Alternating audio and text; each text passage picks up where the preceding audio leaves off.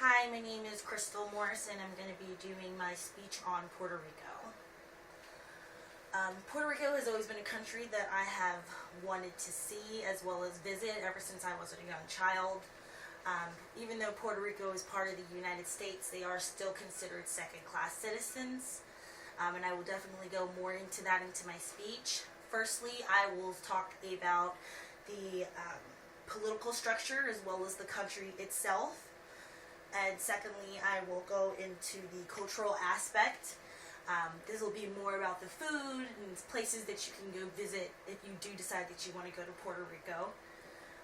Lastly, I will go into the family structure, more about marriage, also about the nonverbal communication that they have. First, let's start with the political structure and the country itself. San Juan is the largest city in Puerto Rico. Even though Puerto Rico is part of the United States territory, they still have many rights that we don't have here in the United States, such as voting rights. They cannot vote for their own president, even though that's probably one of the biggest choices a person in their life should be able to make. That's actually a choice that they don't have. They also can't elect their own governor as well. There are just a lot of voting rights that they don't have as part of the United States. They are considered natural-born citizens when they are born in Puerto Rico, but again, there are just some rights that they don't have that we have here in the United States. Now, they do also speak English. That is a secondary language, but they do mainly speak Spanish. It's not like in most countries where their primary language is, say, Spanish, and then their secondary language is English, and they can barely speak it. A lot of the demographic in Puerto Rico can speak English, so that's probably one of the upsides to what they have there. Secondly, we're going to go into the cultural aspect. A lot of their food is European and Spanish. It has a mixture. A lot of their foods that they eat include rice, cabbage.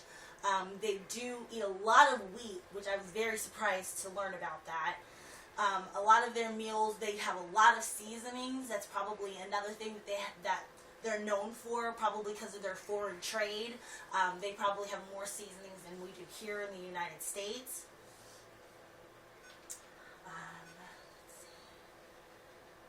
Lastly, we're going to talk about the family structure.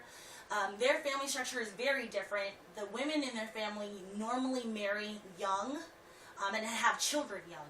And after the couples do get married, they normally get a house or an apartment closer to their parents. In this case, I'm guessing it's because they're so young that they still need that family structure.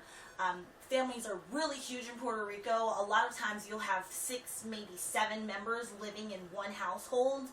Even as adults, you'll have women who are, say, 25, getting married, having kids, and they'll still live at home. A lot of times that's just the norm for them. Out here in America, that's definitely something that we're not used to, having a big household full of adults, but that's something that they are. And eye contact is another thing that they have during their nonverbal communication. They love to kiss each other on the cheek. They're very comfortable with physical contact. When it comes to eye contact, however, not giving eye contact is a form of showing respect to them. I guess it's just when you're looking into each other's faces, it just doesn't really seem like a respect factor to them. I guess avoiding eye contact seems more respectful. In conclusion, I did want to add that a lot of my research was going to be done by John Chambers. He did the information that I got about the political structure in 2012. It was called Cultural and Customs of Puerto Rico. And then I also was able to get my information from Van Middledijk, and he did the history of Puerto Rico. He wrote that in 2004. And then I also got my information from Javier Galan, and he wrote the book Puerto Rico, just the title Puerto Rico, in 2009. And in conclusion, I just wanted to add that even though Puerto Rico may seem like they don't have as many rights as we do, they are very much able to come to the United States. They don't really need a visa, say if you were in another country to come to the United States. And when we go back to the political structure, I think that they do need a lot of changes, but the rights that they have so far, I would say, are way more advanced than other countries. And then we also have their cultural aspect. With their food, I would say that if you went to Puerto Rico, there are a lot of restaurants that they added in my information when I did research that serve mainly rice and cabbage, but they also have other substitutes as well.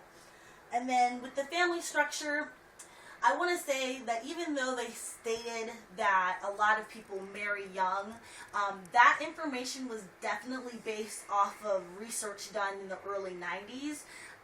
Nowadays, I'm not really sure that's still something that's going on, other than getting married young and still living at home. I think they've definitely caught up with the 21st century. And I would like to also add that if I do ever decide to go to Puerto Rico, I would definitely be more comfortable because I was able to do my research.